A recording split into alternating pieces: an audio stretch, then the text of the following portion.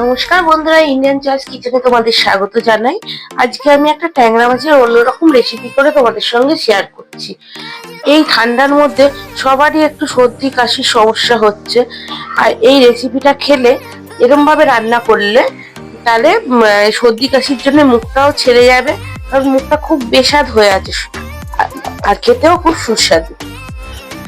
প্রথমে ট্যাংরা মাছ ভালো করে কেটে ছাড়িয়ে নিয়েছি, এবারে নুন হলুদ আর একটু সর্ষের তেল মাখিয়ে নেব।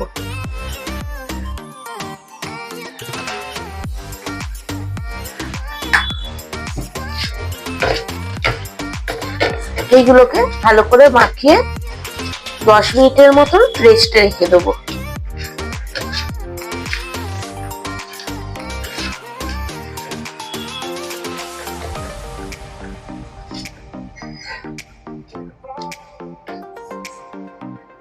মাছের ঝালটা করার জন্য আমি কিছুটা মশলা করে নেবো। নিয়ে নিচ্ছি কালো জিরে,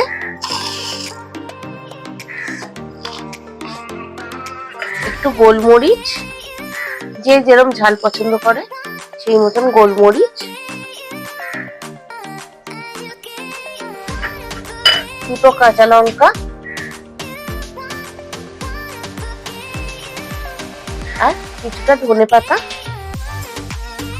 আর একটু আদা। আমার কাছে আদা বাটা ছিল একসঙ্গে, এটাকে বেটে নেব আবার।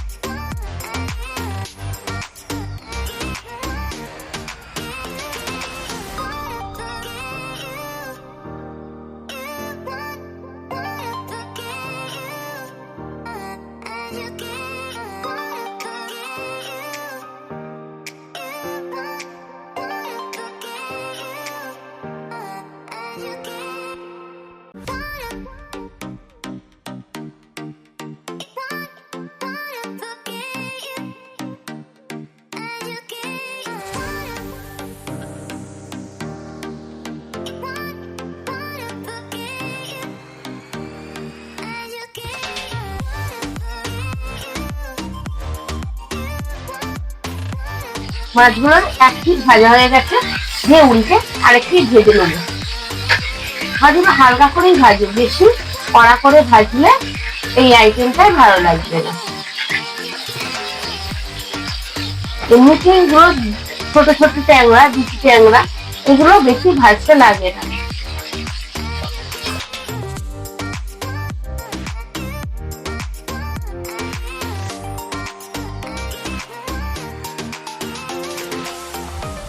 মাছগুলো ভাজা হয়ে গেছে, এবারে এইগুলোকে তুলে একটা জায়গার মধ্যে রেখে দেবো।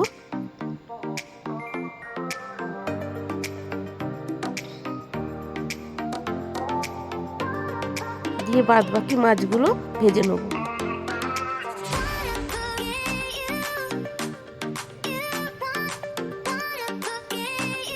মাছ ভাজা হয়ে গেছে, ওই একই তেলের মধ্যে কিছুটা রসুন বাটা দিয়ে দেবো।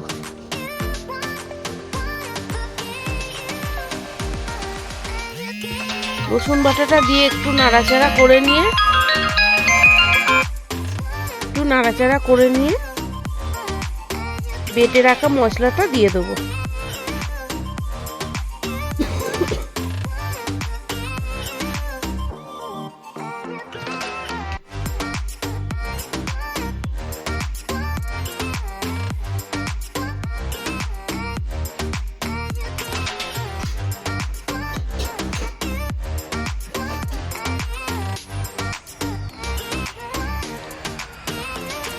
সব মশলাগুলোকে একটু কষিয়ে নেব।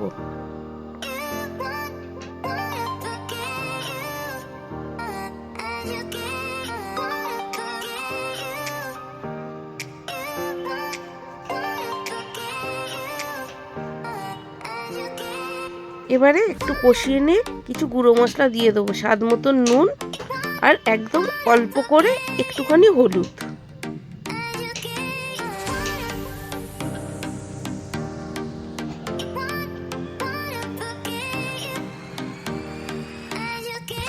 দিয়ে ভালো করে আবার সব মিশিয়ে নেব।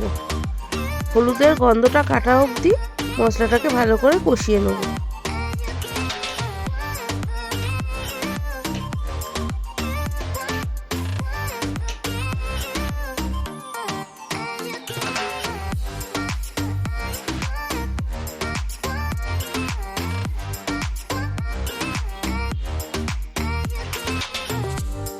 মশলা কষানো হয়ে গেছে। এবারে শিল ধুয়ে যেই জলটা বেরিয়েছিল মশলা, সেই জলটা দিয়ে দেবো।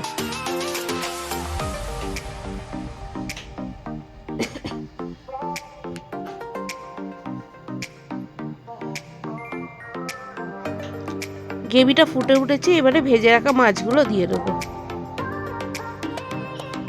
দিয়ে মাছগুলো দিয়ে ভালো করে একটুখানি ফুটিয়ে নেবো। ফোটানো হয়ে গেছে, এবার গ্যাস অফ করে দিলাম। এই দেখো আমার রান্না রেডি। তোমাদের যদি ভালো লাগে একটা লাইক কমেন্ট শেয়ার করো।